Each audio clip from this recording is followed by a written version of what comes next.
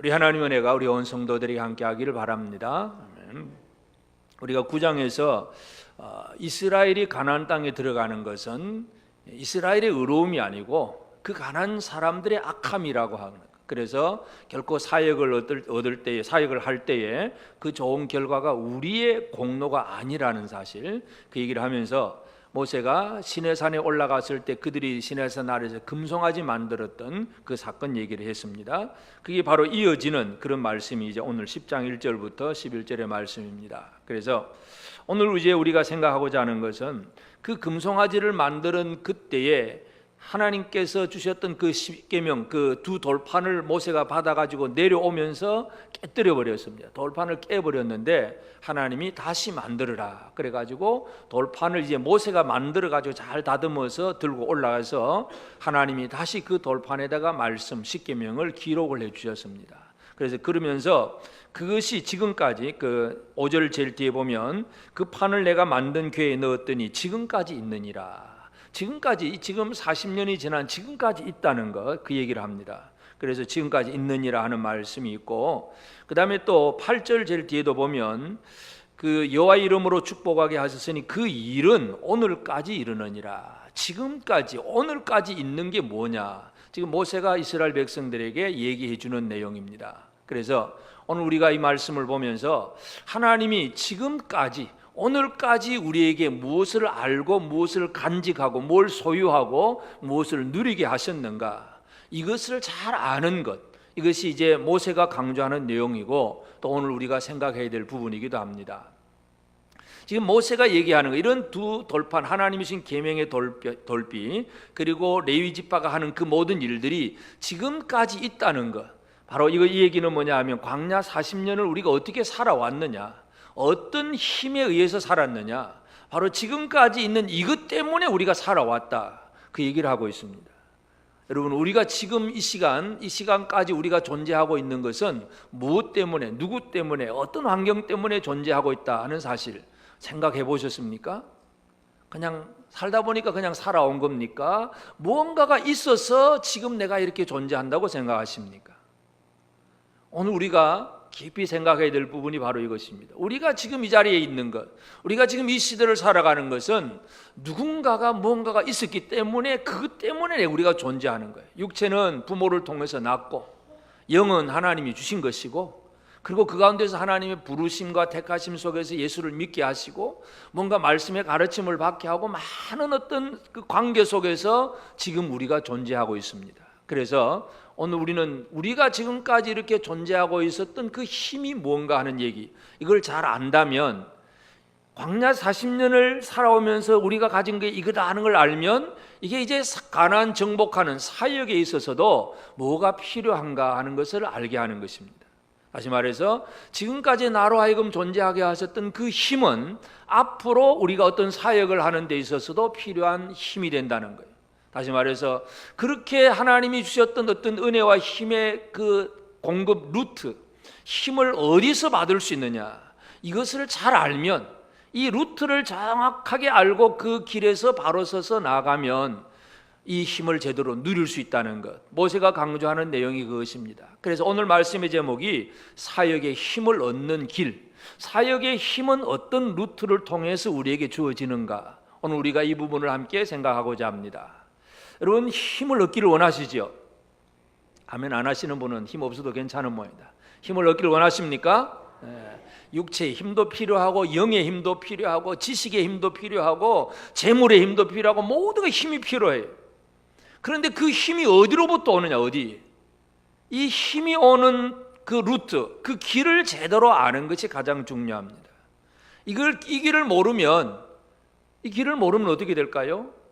엉뚱한 것 찾고 엉뚱한 것이 힘인 줄로 알고 그냥 가다가 보니까 썩은 동아리줄 붙잡은 것. 정치적으로도 사람들은 어느 당에 어느 누구 밑에 가야 뭔가 좀 한 자리 더 할 수 있을까 막 줄 찾으려고 모든 사람들이 애쓰잖아요. 그건 정치적인 사람들. 그렇고 또 어디 가면 어떤 식으로 하면 돈을 많이 벌 수 있느냐, 이 돈 많이 버는 길을 찾으려고 애를 쓰고 모든 사람들이 길을 찾는데, 하나님은 우리에게 힘을 주신 하나님이십니다. 그래서 하나님은 이스라엘에게 어떤 통로를 통해서 힘을 주셨는가, 이걸 우리가 이해할 필요가 있어요. 그래서 모세는 제일 첫 번째 뭘 강조하느냐 하면, 너희들이 금송아지를 만들었을 때에 내가 하나님 앞에 받아오던 그 두 돌비를 깨뜨려 버렸다, 깨버렸다. 왜 깨버렸느냐? 이 언약의 말씀은, 십계명은, 이 우상 숭배하는 사람은 바로 처형이에요. 즉결 심판이에요. 죽습니다. 하나님은 나 외에 다른 신을 섬기지 말라, 또 하나님 이 세상의 모든 어떤 형상을 만들지 말라, 이 계명이잖아요. 이 계명을 들고 내려오는데 밑에 금송아지를 만들고 있어요. 그럼 어떻게 됩니까?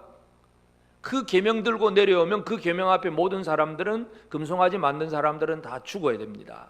그래서 모세는 그 돌비를 그냥 깨뜨려 버렸는데, 하나님은 돌비 깨졌다고 말씀이 없어지는 하나님이 아닙니다. 돌은 깨어질 수 있습니다. 그러나 말씀은 깨어지지 않습니다. 이걸 잘 이해하는 게 중요합니다. 그래서 이 두 돌비, 2절에 보면 네가 깨뜨린 처음 판에 쓴 말을 내가 그 판에 쓰리니 너는 그것을 그 궤에 넣어라. 새로운 돌비를 만들어 가지고 올라와라. 내가 그 말씀을 기록하고 너는 그것을 나무 궤, 이게 언약궤가 되는데 나무 궤짝에다가 만들어 넣어라. 그게 지금 오늘까지 있다는 얘기죠. 언약궤가 있다는 얘기는 바로 하나님께서 자기 백성들에게 이 언약궤의 말씀을 주셨다는 얘기예요. 모세는 돌을 깨뜨렸는데 하나님은 다시 만들으라고 해가지고 주셨어요. 하나님의 말씀이라고 하는 게 뭐냐 하면, 결국은 이스라엘 백성들이 광야 40년을 지내올 때에 언약궤가 앞장서야 돼요. 광야를 진행할 때 언약궤가 앞장서고 백성들은 뒤따라가야 됩니다. 이게 하나님의 언약궤가 없으면 이스라엘은 광야 생활을 살아갈 수가 없어요. 방향이 없고 어디로 가서 뭘 해야 되는지 아무것도 모르는 사람이 광야 생활이에요. 근데 언약궤가 있으면 이 언약궤를 따라서 모든 일을 진행을 할 수가 있어요. 그래서 언약궤라고 하는 것은 백성들이 살아갈 삶의 방향을 깨닫게 하는 힘이 되고 능력이 됩니다. 다시 말해서 말씀은 우리에게 힘이 되는 통로가 된다 하는 사실을 기억하시길 바랍니다. 다니엘서에 보면, 다니엘 10장 19절에 보면, 이르되 큰 은총을 받은 사람이여 두려워하지 말라, 평안하라, 강건하라, 강건하라. 그가 이같이 내게 말하며 내가 곧 힘이 나서 이르되 내 주께서 나를 강건하게 하셨사오니 말씀하옵소서. 이 다니엘이 두려움 속에 빠져 있어 엎드려 있는데 천사가 나타나서 두려워하지 마라, 강건하라, 평안하라, 그렇게 하니까 곧 힘이 나서 다니엘이 힘을 얻습니다. 말씀을 통해서 하나님의 천사가, 하나님의 사자가 전해주는 그 말을 듣고 다니엘은 힘을 얻습니다. 말씀이 우리에게 힘을 주는 첫 번째 통로가 된다는 사실을 기억을 해야 됩니다. 그래서 하나님은 모세에게 이 두 돌비를 다시 만들어라, 그래서 이 돌비를 주었고, 그 돌판이 지금까지 있다, 모세가 그 얘기를 하고 있습니다. 그 다음에 그런 돌판 두 개가 지금까지 있느니라 해놓고, 그 다음에 6절부터는 괄호가 있어요. 괄호가 6절부터 9절까지 괄호 쳐고, 그 괄호 안에 내용이 뭐냐 하면 아론이 죽고 엘르아살, 그 아론의 아들들이 이제 제사장이 되고, 그 다음 레위 사람이 맡은 직분에 대해서 얘기를 해줍니다. 왜 이 레위 사람이 또 갑자기 등장하느냐? 결국은 언약궤를 얘기하고 나서는 그 언약궤는 나무 상자예요. 나무 상자. 물론 금으로 막 듣고 그렇게 하긴 했지만, 하여튼 이 나무 상자고 길다란 장대가 끼워져 있고 네 사람이 어깨에 메고 그렇게 움직이는 것이 바로 언약궤입니다.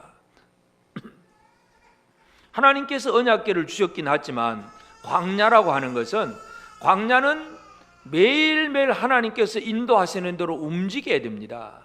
오늘도 하나님이 가자 그러면 가야 되고, 구름기둥 불기둥이 떠오르면 움직여야 되는데, 그럼 사람들만 움직이고 언약궤는 안 움직이면 안 되잖아요. 언약궤가 움직이는데 제일 핵심적인 역할은 누가 하느냐 하면 바로 레위 사람 얘기. 그래서 지금 여기 레위 사람 얘기를 하고 있습니다. 그래서 레위 사람은 8절에 보면, 그때 여호와께서 레위 지파를 구별하여 여호와의 언약궤를 매게 하며 여호와 앞에 서서 그를 섬기며 또 여호와의 이름으로 축복하게 하셨으니 그 일은 오늘까지 이르느니라. 하나님이 돌판을 주셨으면 이제 이 돌판을 어깨에 메고 움직일 사람을 주셨다는 걸 알 수가 있는데, 하나님을 섬기고 나무궤를 매는, 언약궤를 매는 레위 사람이 있다는 것, 그 레위 사람의 사역이 오늘까지 이르느니라, 모세가 그 얘기를 하고 있습니다. 다시 말해서 레위 사람은 하나님과 백성들 사이에 중보적인 사역자입니다. 백성을 대신해서 성막에 가서 하나님을 섬기고, 또 백성들이 움직일 때 앞장서서 언약궤를 메고 움직이는 사람이 바로 레위 사람들이에요. 민수기 4장 15절에도 보면 진영을 떠날 때에 아론과 그의 아들들이 성소와 성소의 모든 기구 덮는 일을 마치거든 고핫 자손들이 와서 맬 것이니라. 그러나 성물은 만지지 말라, 그들이 죽으리라. 회막 물건 중에서 이것들은 고핫 자손이 맬 것이며, 이 고핫 자손이라고 하는 것은 레위 지파가 이 고핫, 무라리, 게르손 이 세 지파인데, 세 족속인데 그 중에 고핫 자손들, 레위 지파 안에 고핫 자손들이 이 언약궤를 어깨에 메고 움직이는 그 사명을 맡았는데, 다시 말해서 하나님은 이런 사람을 세워주셔서 이 레위 사람들이 언약궤를 메고 움직이게 하셨다는 것, 그 얘기를 모세가 하고 있습니다. 이스라엘은 레위 사람들의 사역을 통해서 광야에서 하나님과 동행하는 그런 일을 40년 동안 해온 거예요. 사람을 하나님이 세우셨다는 걸 기억을 해야 됩니다. 그래서 하나님의 일을 하는 사역자가 있다는 것, 이것은 이스라엘 백성에게 있어서는 큰 복입니다.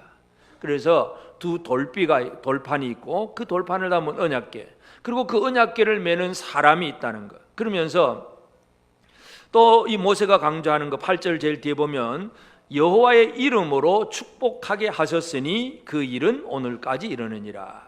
하나님 섬기고 또 여호와 이름으로 축복하게 하는 일, 이게 바로 레위 사람들이 하는 일인데, 하나님의 이름으로 축복하는 사역이 오늘까지 이루어지고 있다. 모세는 이스라엘에게 그 얘기를 해줍니다. 이 축복이라고 하는 것이 참 이 하나님의 백성들에게 있어서는 중요한 거예요. 축복이라는 게 뭐예요? 복을 비는 것. 하나님, 이러이러한 누가 이렇게 복을 받기를 원합니다. 이 복을 비는 것이 축복이에요. 여러분, 하나님은 축복하지 않습니다. 하나님보다 높은 누군가 있을까요? 있어요, 없어요? 이 단어를 잘못 사용을 하면 말이 이상해져요. 하나님 축복 주옵소서 하면, 하나님 우리에게 축복하옵소서 하면 하나님보다 더 높은 누군가가 있어야 돼요. 하나님은 축복하실 수가 없어요. 왜냐하면 최고로 높으신 분인데 누구한테 복 주옵소서, 누구한테 요청을 합니까? 축복은 하나님의 아들이 하는 것이고 사람들이 하는 거예요. 옆 사람에게 축복할 수 있을까요? 축복 한마디 하시죠. 복 받기를 원합니다. 그러면 돼요. God bless you. 그래도 좀 유식하게. 이 하나님의 복이 당신에게 있기를 원합니다. 이 말하는 것이 축복이에요. 그러니까 레위 사람들에게 주어진 사역이 뭐냐면 축복 사역이었어요. 물론 이 하나님의 백성들에게 있어 각 가정으로 본다면 아버지가 아들에게 축복을 합니다. 특별히 장자에게는 뭐 2회의 축복도 하고, 그래서 이 아버지가 아들에게 축복을 하지만 이 민족적인 면에서는 레위 사람들이 백성에게 축복을 하는 거예요. 이걸 나중에 신명기 21장에 한 번 더 얘기를 하는데, 신명기 21장 5절에 보면 레위 자손 제사장들도 그리로 갈지니 그들은 내 하나님 여호와께서 택하사 자기를 섬기게 하시며 또 여호와의 이름으로 축복하게 하신 자라. 모든 소송과 모든 투쟁이 그의 말대로 판결될 것이니라. 레위 사람은 여호와 이름으로 축복하게 하신 사람들, 그 일이 지금까지 있다. 모세가 지금 그 얘기를 하고 있습니다. 그래서 이스라엘 백성들은 결국은 그들이 어떤 삶을 40년 동안 살았나 하는 것을 분명히 이해할 수 있습니다. 모세가 이스라엘 백성들에게 얘기하는 것, 너희들이 금송아지 만들고 참 애굽에서 나와서 하나님 백성이 되었는데도 금송아지 우상 만드는 그런 죄를 범했어도 불구하고 하나님은 여전히 말씀을 주셨고, 그리고 그 말씀을 기록한 말씀을 언약궤를 만들어서 그걸 메고 움직일 사람을 세워주시고, 그리고 그 레위 사람을 통해서 축복하게 하셨다. 그게 이스라엘 백성들이 살아왔던 힘이라는 것, 이것을 강조하고 있습니다. 오늘 우리가 지금 이 시대를 우리가 살아가는 것도 똑같습니다. 뭐 이스라엘하고 우리하고 다를 바가 하나도 없습니다. 하나님 앞에 우리가 어떤 삶을 살고 어떻게 위로와 힘을 얻을 수 있느냐, 그 통로를 잘 발견하는 것이 중요합니다. 그래서 하나님은 이 하나님의 사역자들에게 힘과 능력을 얻을 수 있는 통로를 열어주셨는데, 그것이 하나님이 하신 일이에요. 하나님이 하신 일이 첫 번째가 뭐예요? 말씀을 주시는 일, 말씀을 들려주는 일. 사람들은 말씀에 불순종하고 말씀을 믿지 못하고 그 말씀 앞에 순종하지 못하고 삽니다. 그런데도 하나님은 그럼에도 불구하고 하나님은 또 여전히 말씀을 주시는 하나님이십니다. 이 하나님 말씀 주심 때문에 우리가 힘을 얻는다는 사실을 기억하시길 바랍니다. 여러분, 지난주 설교 이후에 지난 한 주간 살면서 말씀에 철저하게 100% 순종하셨습니까? 하나님, 지난 한 주간 말씀에 참 순종 잘하고 나왔습니다. 감사합니다. 그렇게 말할 사람 누가 있습니까? 바리새인들은 그렇게 얘기합니다. 근데 우리 모든 사람들이 바리새인이 그렇게 하지만 예수님 보실 때는 엉망이잖아요. 누구도 말씀에 철저하게 순종할 100% 순종할 사람이 없습니다. 그럼에도 불구하고 하나님은 말씀을 주십니다. 이게 오늘 우리가 꼭 붙잡아야 될 가장 중요한 루트예요. 하나님은 우리에게 말씀을 주시는 하나님.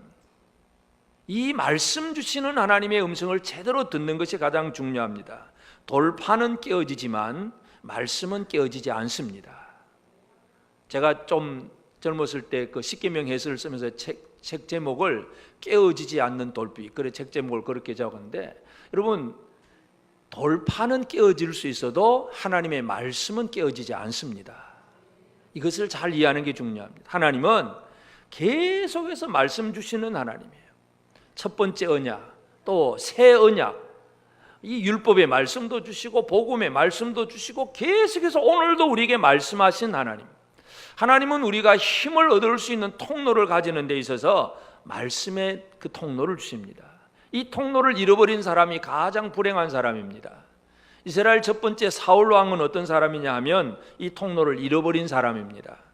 사무엘상 28장 6절에 보면 사울이 여호와께 묻자오되 여호와께서 꿈으로도 우림으로도 선지자로도 그에게 대답하지 아니하심으로, 사울은 하나님 앞에 묻는데 하나님은 전혀 말씀하지 않습니다. 꿈으로도 자고는 꿈을 봤다 그러면 뭔가 봤다고 얘기할 건데 그것도 아니고, 우림이라고 하는 것은 제사장의 어떤 판결하는 어떤 우림의 판결법이 있는데, 다시 말해서 제사장을 통해서도 얘기해 주는 것도 없고, 또 어떤 선지자를 보내서 주시는 말씀도 없고, 아무 말씀이 없어요. 하나님 앞에 버림받은 사람은 말씀이 없는 사람이에요. 여러분은 복받은 분입니까? 말씀을 들을 수 있다는 것, 하나님의 음성이 들려진다는 것.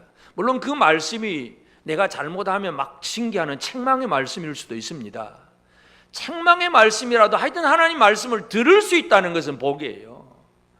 말씀이 없는 것이 가장 불쌍한 사람입니다. 하나님은 하나님의 백성들에게 힘을 주시기 위해서 말씀을 주십니다. 그런데 여전히 말씀에 대해서 귀를 닫아두고 오늘 이 시간 말씀을 들으면서도 여전히 그냥 엉뚱한 생각이나 하고, 하나 목사 설교는 하든지 말든지 나는 그냥 잠이나 자겠다, 게임이나 하겠다, 스마트폰 쳐다보면서 엉뚱한 짓이나 하고, 그 하나님 말씀과 상관없는 스스로 닫아둔 사람이잖아요. 하나님의 말씀은 우리에게 힘을 주시기 위해서 계속 우리에게 말씀을 주시는 하나님이십니다. 믿으십니까? 우리가 결코 완벽해서가 아니에요. 우리가 여전히 부족하고 여전히 모자라지만 하나님은 말씀하시는 하나님. 그 이스라엘 광야 40년에 나타나신 하나님의 모습입니다. 말씀을 통해서 주시고, 그리고 하나님은 뭐예요? 언약궤를 메고 섬기는 사람을 세워주십니다. 근데 이 사람은 어떤 사람이냐 하면 레위 지파.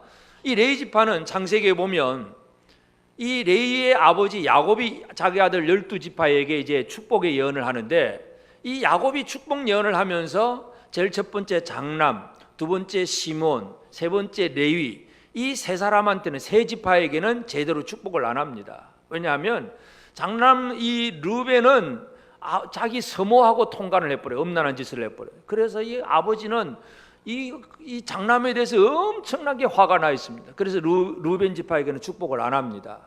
그 다음에 시몬과 레위인데, 이 시몬과 레위 지파에게도 또 축복을 안 해요. 왜냐하면 이들은 야곱이 그 세겜성 곁에 있을 때 자기 여동생 디나가 세겜성 추장과 이제 추장에게 이제 음행을 당하고 이 강간당하고, 그래서 이제 그런 과정 속에서 결혼하자고 할 때에 그들을 속입니다. 너희들이 할례 받으면 우리가 이 동생 딸을 주겠다고 얘기를 합니다. 그래서 그 사람들이, 세겜성 사람들이 다 할례 받게 해놓고 그 몸에 상처를 가지고 아파하고 있을 때 시몬과 레위 두 사람이 들어가서 칼로 세겜 사람들을 다 쳐 죽여버립니다. 아주 끔찍한 짓을 합니다. 그래서 야곱은 이렇게 끔찍한 짓을 하는 시몬과 레위에 대해서도 축복하지 않습니다. 시몬과 칼에 대해서 나는 절대로 동참하지 않겠다. 그래서 레위가 복을 못 받아요. 나중에 이스라엘 12지파가 이제 그 땅을 기업으로 차지할 때에 자기 땅이 없는 지파가 시몬과 레위 지파예요. 시몬 지파는 유다 지파 속에 들어가 전세 살고 월세 살고 세는 물론 안 내겠지만 이렇게 세방사에 살듯이, 레위 지파는 자기만의 기업이었고 여러 지역으로 흩어져 살게 됩니다. 하여튼 이 레위 지파는 하나님 앞에서 그런 축복의 예언을 듣지 못한 사람들이에요. 그럼에도 불구하고 가장 가까이에서, 하나님 가까이에서 하나님을 섬기는 사람이 되었다는 것, 이게 얼마나 귀한 은혜인지 모릅니다. 금송아지를 만들고 모세가 이제 내려와서 돌탄을 그냥 던져서 깨뜨리면서 모세가 무슨 얘기를 하냐 하면, 출애굽기 32장 26절에 보면, 이에 모세가 진문에 서서 이르되 누구든지 여호와의 편에 있는 자는 내게로 나오라 하매 레위 자손이 다 모여 그에게로 가는지라. 이 금송아지를 만들었고 아주 모세가 분노해가지고 깨뜨리면서 여호와의 편에 선 자는 나오라고 하니까 11지파 사람들은 안 나와요. 근데 레위 지파 사람들이 다 나왔어요. 이것이 하나님을 섬기는 그들의 근거가 되고 이유가 됩니다. 하나님은 그 레위 사람들을 들어 사용하셨다는 거예요. 그래서 그날 레위 사람들이 자기 동족들 3,000명을 죽입니다. 금송아지 만들었던, 금송아지 우상 숭배했던 사람 죽이고 하나님 앞에 쓰임 받는 사람이 됩니다. 우리는 하나님은 어떤 분이냐, 레위 자손들처럼 축복의 예언이 없었다고 하더라도, 우리 조상들로부터 믿음의 어떤 영적인 좋은 유산을 물려받지 못했다고 하더라도 오늘 여호와의 편에 선 자를 통해서 하나님은 그 일을 하게 하십니다. 하나님은 그런 사람을 들어 사용하십니다.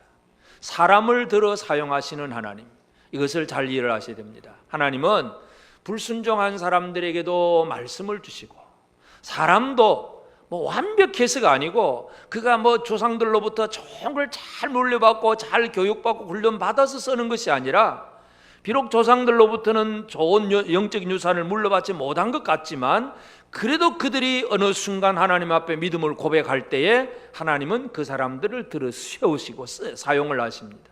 하나님은 사람을 들어 세우신다는 사실을 기억을 해야 됩니다. 왜냐하면 하나님이 들어 사용하신 이 사람 때문에 주변의 사람들이 복을 받을 수가 있습니다. 그래서 하나님은 말씀을 주시고 하나님은 사람을 세우시고, 그리고 하나님이 하신 일이 뭐예요? 그 레위 사람들이 이제 자기 백성들에게 축복할 수 있도록 뭘 주십니까? 하나님께서 여호와의 이름으로 축복하게 하셨으니, 여호와의 이름으로 축복하는 게 뭐예요? 하나님이 이름을 주셨다니요. 야, 내 이름 걸고 내 이름으로 뭔가 해봐. 이게 하나님이 자신의 이름을 주시는 거예요. 우리는 하나님의 이름을 사용하시는 분들입니까? 사용을 못하는 분들입니까? 이 땅에 오신 아버지의 이름을 아들이 받아가지고 내려오셔서 그 아들이 제자들에게 주신 게 뭐예요? 제자들에게 주신 것이, 예수의 제자들에게 요한복음 14장 13절 14절에 보면, 너희가 내 이름으로 무엇을 구하든지 내가 행하리니 이는 아버지로 하여금 아들로 말미암아 영광을 받으시게 하려 함이라. 내 이름으로 무엇이든지 내게 구하면 내가 행하리라.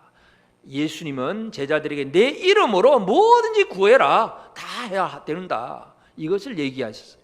이름으로 기도하게 하셨고, 또 마가복음 16장 17절에 보면 믿는 자들에게는 이런 표적이 따르니 곧 그들이 내 이름으로 귀신을 쫓아내며 새 방언을 말하며, 예수 이름으로 하나님 아버지 앞에도 나가고 예수 이름으로 귀신도 쫓아내고, 예수 이름 들고 뭔가를 해보라고 이름을 주신 거예요.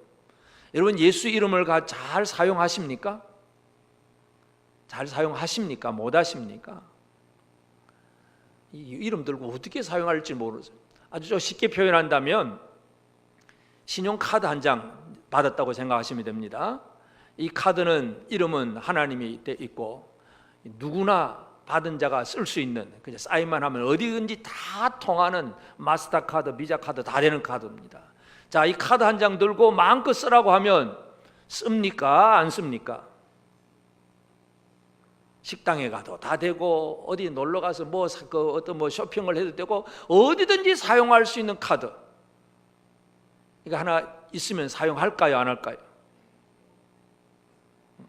그래도 이 카드가 이게 몰라, 이게 모르겠다, 이거 그냥 무서워, 안 하겠다 그러면 못 하는 거고, 야, 이거구나 하고 그냥 쓰면 다 이루어지는 거고, 그것입니다. 하나님은 하나님의 이름으로 해봐라고 주신 거예요. 카드 한 장씩 주신 겁니다. 아멘이 이렇게 희미했어야. 하나님 신용카드 하나씩 주셨어요. 내 이름으로 기도해라, 다 이루어질 것이다. 내 이름으로 귀신 쫓아봐라, 다 될 것이다. 이게 이름을 주신 거예요. 하나님은 레위 사람들에게 너희가 내 이름으로 백성들에게 축복해라, 그러면 내가 그 복을 백성들에게 내릴 거다, 이거예요. 축복이라는 게 얼마나, 어떻게 보면 너무나 쉽잖아요. 레위 자손 자기가 복 주는 게 아니에요. 자기는 그냥 축복 말만 하는 거예요. 하나님이 당신에게 이러이러한 복 주기를 원합니다. 그렇게 축복하면 복 주시는 이는 하나님이 주시잖아요. 우리가 카드로 딱 결제를 하면 돈은 어디서 나갑니까? 그 카드가 연결되어 있는 그 어떤 예금 계좌에서 돈이 은행에서 나가는 거죠. 내가 현금 주는 게 아니라 바로 그런 방식이에요. 하나님 앞에서 하나님은 이름을 주셔서 백성들에게, 그 사역자들이 일을 하게 하셨어요. 다시 말해서 하나님은 자신의 이름을 내어준다는 것은 모든 그 이름 주신다는 건 책임 다 지겠다는 얘기예요. 그 이름으로 하는 모든 일에는 내가 알아서 다 할 테니까 믿고 해봐라, 이거예요. 믿고. 하나님은 책임지시는 하나님이십니다. 얼마나 놀라운 하나님입니까? 하나님은 이스라엘 백성들, 하나님의 사역자들이 일할 수 있는, 힘을 얻을 수 있는 길을 열어주셨는데, 첫 번째가 끊임없이 말씀을 주시고, 그리고는 일할 수 있는 사람을 세워주시고, 그리고 그 이름을 주어서 축복하게 하시고, 이것이 하나님께서 이스라엘 백성들이 광야 40년을 살아오게 하는 힘이고, 그 힘을 얻는 루트가 되었다는 사실을 분명히 우리에게 보여주고 있습니다. 그러므로 이제 오늘 우리가 생각해야 될 것은 뭐냐면, 우리는 이 힘이 오는 루트를 제대로 알고 이 힘의 통로를 잘 사용할 줄 아는 그런 우리 성도들이 되어져야 됩니다. 그래서 하나님께서 우리에게 주는 힘의 루트가 세 가지로 말씀드렸습니다. 제일 첫 번째가 뭐예요? 첫 번째가 힘이 이렇게 없어가지고 이 고백하는 이 아멘하는 힘부터 얻어야 되겠다. 하나님 주신 힘 첫 번째 어디로부터 옵니까? 말씀으로부터 옵니다. 그러면 말씀에 대해서 우리가 할 일이 뭐겠어요? 말씀에 대해서 우리가 할 일은 경청. 옆 사람에게 합시다. 우리 말씀을 경청합시다. 졸지 말고 경청합시다. 말씀은 경청이에요. 경청은 뭐냐? 그냥 듣는 게 아니고 순종의 자세로 듣는 것이 중요합니다. 자, 여러분, 언약궤가 이 이스라엘 백성들에게 하나님이 함께 하시는 하나의 그 표상이었어요. 그런데 사무엘상에 가보면 엘리 제사장의 아들 홈니와 비느하스가 나와요. 홈니와 비느하스는 제사장이면서도 하나님을 진짜 무시하는, 진짜 하나님 앞에 벌받는, 완전히 그 가문이 멸망당하는 그런 죄를 짓는 사람이 홈니와 비느하스예요. 하나님 앞에 드릴 제물 자기가 먼저 건져 먹고, 자기가 막 알아서 하고, 막 성전 회막에서 수종드는 여자와 또 음행하고, 막 하여튼 나쁜 짓은 골라서 다 한 사람이 홈니와 비느하스예요. 그런데 이스라엘과 블레셋과 전쟁이 벌어졌는데 이스라엘이 블레셋에게서 집니다. 전쟁에서. 그때 이스라엘 장로들이 어떤 생각을 하냐면, 우리가 왜 지냐? 하나님이 우리와 함께 하시는데, 야, 우리 하나님이 함께 하시는데 저 언약궤를 메고 우리가 싸우자. 광야에서 우리가 언약궤 메고 나갔고, 또 여리고성을 빙빙 돌 때도 언약궤 메고 돌아왔듯이 우리가 언약궤 가지고 블레셋과 전쟁을 하자. 그래가지고 홈니와 비느하스 제사장이 언약궤를 메게 하고 전쟁터로 나옵니다. 이스라엘 백성들은 아주 그냥 신이 나서 고함을 지르고, 블레셋 사람들은 그것 때문에 두려워서 발벌 떨고, 그런 상황이었는데 전쟁의 결과는 뭐냐? 블레셋이 이스라엘을 이기고 언약궤는 오히려 빼앗겨 버렸습니다. 홈니와 비느하스가 언약궤를 가진 제사장이긴 했지만 제사장 그 하나님의 말씀 언약궤와 상관없는 사람이었어요.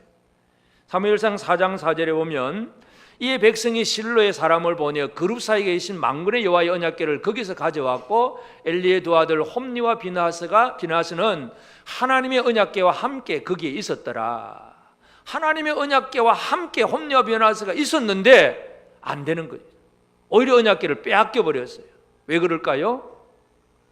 언약궤라고 하는 형태는 물질적인 것은 있는데, 상자가 있고 그 안에 돌비도 있고 언약궤의 어떤 형상안이 있는데, 그 말씀하시는 말씀에 대해서 홈리와 비느하스는 순종할 줄 모르는 사람, 경청할 줄 모르는 사람이었다. 그렇기 때문에 언약궤를 가져도 소용이 없고 오히려 언약궤를 빼앗겨 버립니다. 정반대로 그러면 홈리와 비느하스는 그렇지만 어린 사무엘은 어떻습니까? 사무엘에게 하나님이 나타나셔서 사무엘상 3장 10절에 보면 여호와께서 이마에 서서 전과 같이 사무엘아 사무엘아 부르시는지라. 사무엘이 이르되 말씀하옵소서 주의 종이 듣겠나이다.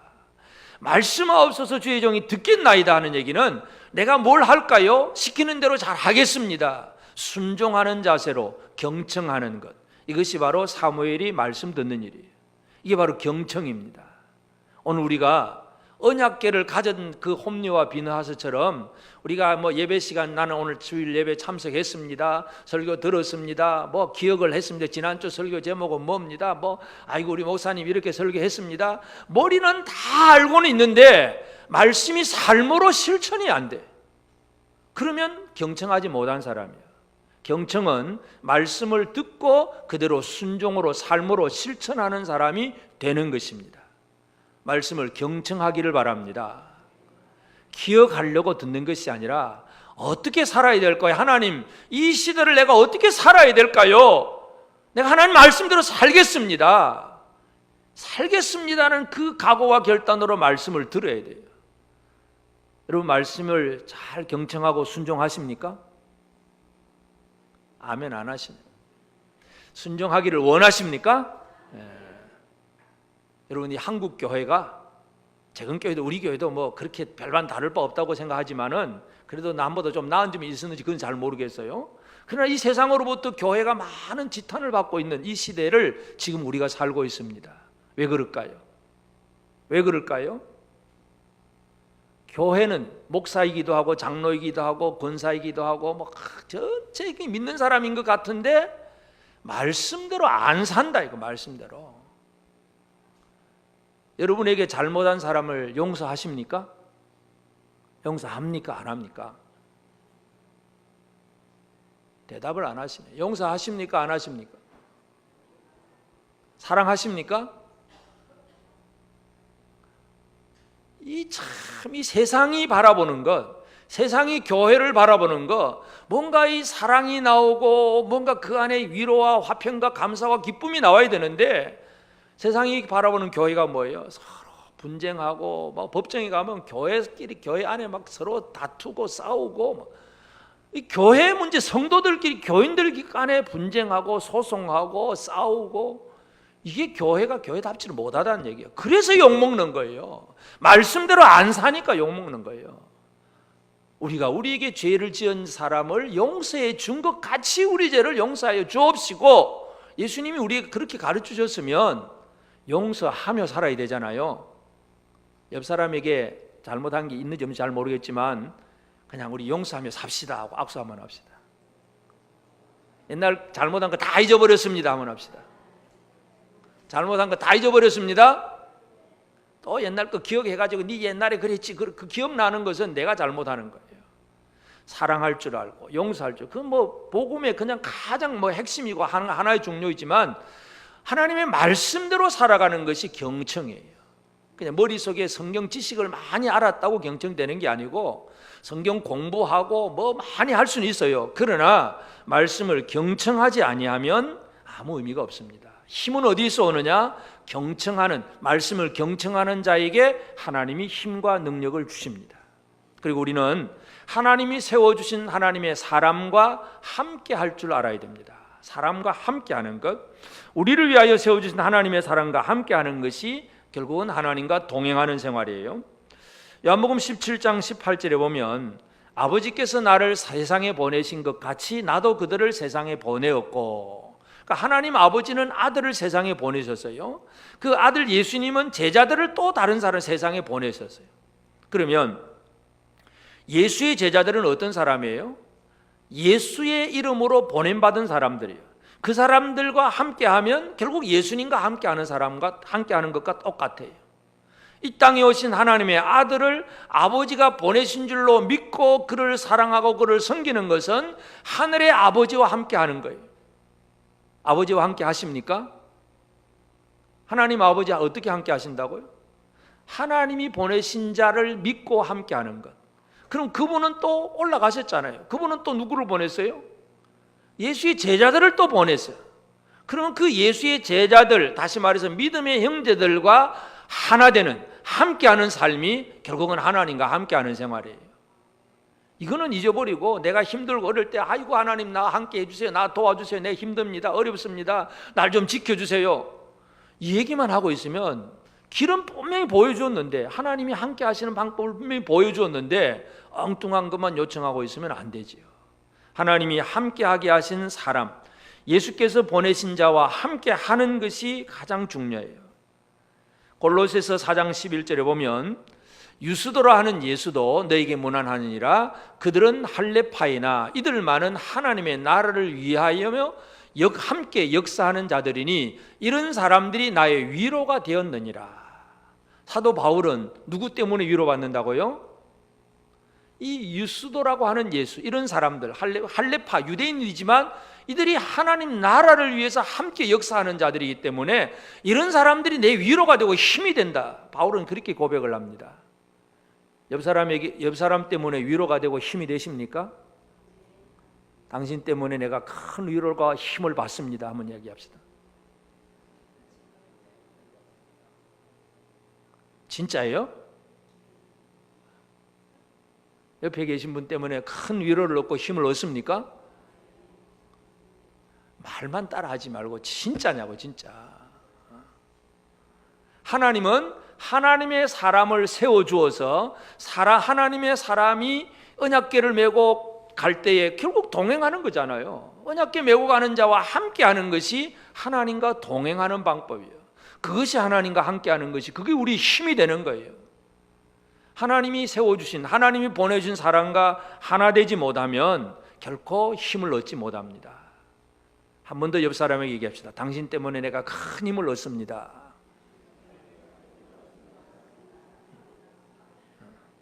하나님은 힘을 주시고, 그래서 우리는 하나님의 사랑과 말씀에 대해서는 경청을 해야 되고 하나님의 사랑과는 함께 할 줄 알아야 되고, 그 다음에는 마지막이 뭐예요? 하나님 우리에게 이름을 주셨어요. 그 이름, 하나님의 이름으로 사역할 줄 아는 것, 쉽게 말해 써먹을 줄 아는 게 중요합니다. 그래서 예수님은 우리에게 주신 그 예수 이름은 우리에게 주신 능력의 이름입니다. 베드로전서 4장 11절에 보면 만일 누가 말하려면 하나님의 말씀을 하는 것 같이 하고 누가 봉사하려면 하나님이 공급하시는 힘으로 하는 것 같이 하라. 이는 범사에 예수 그리스도로 말미암아 하나님이 영광을 받으시게 하려 함이니 그에게 영광과 권능이 세세에 무궁하도록 있느니라. 아멘. 뭔가 일을 하려고 하면, 말하려면 하나님 이름 말씀을 하는 것, 이게 하나님 말씀이라고, 말씀으로 말을 하고 힘을 어떤 봉사하고 일을 하려고 하면 하나님이 공급하시는 힘으로 일하는 것 같이 해라. 그게 하나님의 이름으로 사는 사역입니다. 내 지식, 내가 아는 것, 내 의견, 내 상식을 자꾸 남에게 뭔가 가르쳐주고 나는 니보다 잘 안다고 막 그냥 큰 소리 치는 것, 그건 하나님의 말씀으로 말하는 사람이 아닙니다. 또 열심히 구제하고 막 사역하고 봉사는 했는데 내 힘으로 한 것처럼 내가 이만큼 했다 하는 이거 드러내기 시작하면 하나님의 이름으로 한 것이 아닙니다. 하나님의 이름, 예수 이름으로 하는 것은 우리 입에서 나오는 말씀이 하나님의 말씀, 하나님의 의도 속에서 나오는 말씀을 전달해야 되고, 그리고 내가 이렇게 열심히 일을 할 수 있는 것도 하나님 주신 힘 때문에 할 수 있는 거다.